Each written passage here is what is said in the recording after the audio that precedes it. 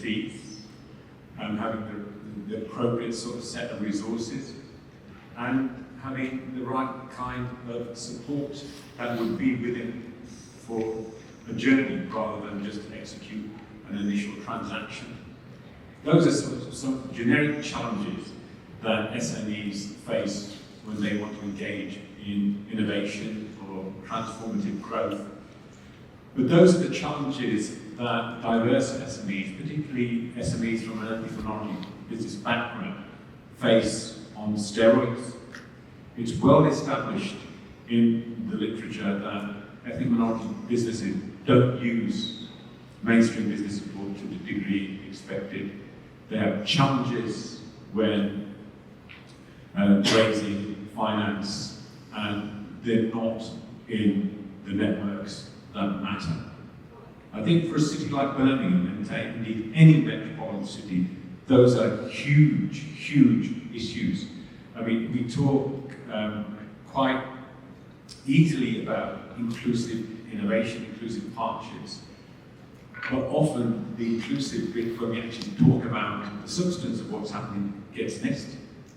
The word inclusive does a lot of heavy lifting, but very rarely does it do its fruits, so, because are its fruits sort of self-evident.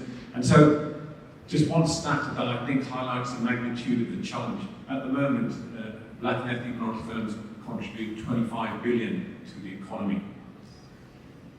That could increase fourfold, 1 to 100 billion, if they grew to the same rate as white-owned businesses. And what stops them growing? Well, amongst the factors that prevent them growing is that they don't get the right kind of support to realise their growth aspirations. And this is really probably because over 2 decades of research highlights that ethnic minority businesses have high growth aspirations, but they're not being realised because they don't get the right kind of support. And you yourself, Alex, mentioned that innovation is a proxy for growth. So I think the message is, if ethnic minority businesses aren't part of the innovation landscape, there's a huge, serious issue. And much of the public sector business support is implicitly about economic development. Well, if that's the case, it may be succeeding with a narrow definition of innovation, which is about shiny new things, it's about invention, but it's falling flat on its face when you add on the distributional benefits of innovation. That's, in my view, sort of seriously neglected. So that's the challenge. But I think there's also an opportunity to balance the picture, and probably gather from my accent that I'm a Rummy. And I think this region, this city, has a fantastic opportunity. We've got a sophisticated tech innovation landscape. We've got a majority-minority community, hugely diverse community. And I think we've got progressive leadership amongst many of our institutions.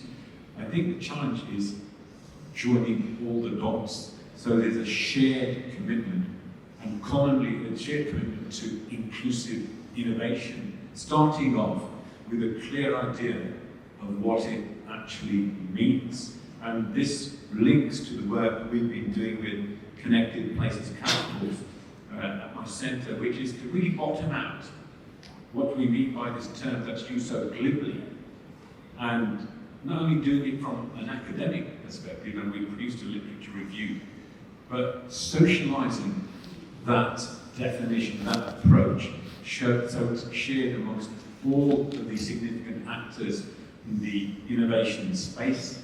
So, in our view, if we want to take inclusive innovation seriously, we need to sort of break it down into 3 elements: strategy, participation, and strategy, participation, and outcomes. So the definition that we utilise as inclusive innovation should be about efforts to shape the direction of innovation, improve the participation in innovation processes, and crucially ensuring that the distributional benefits of innovation accrue to marginalised and underserved groups. That's the view that we take.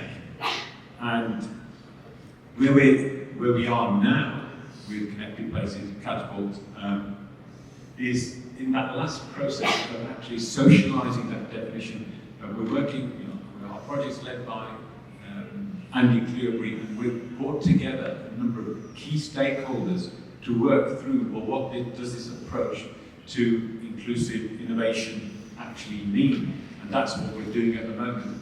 I'll sort of close by just referring to something that Lloyd said earlier on about what we need in the future. He used the term embedded. I think that is hugely important.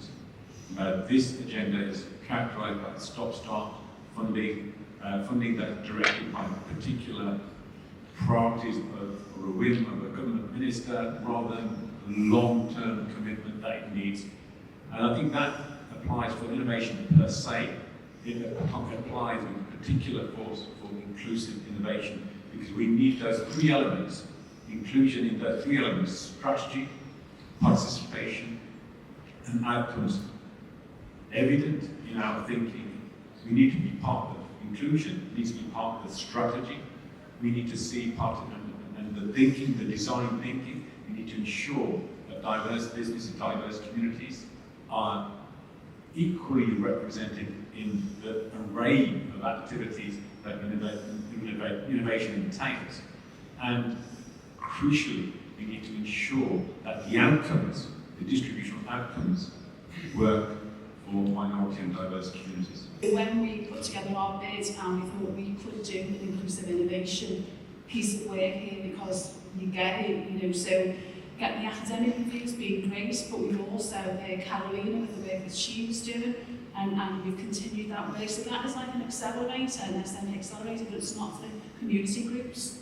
So that's going on at the same time, and I don't see that happening anywhere. So I'm really proud of where we're getting to on inclusive innovation. So when you were talking to community groups, they can like give you so much insight, can't they, to say this is wrong or that's too difficult, and you adapt your product, which is more commercial then. So absolutely, I must think we frame it wrong. I must think we should frame it as exclusive. If your business is exclusive, you do not get these advantages of the ideas and the approaches.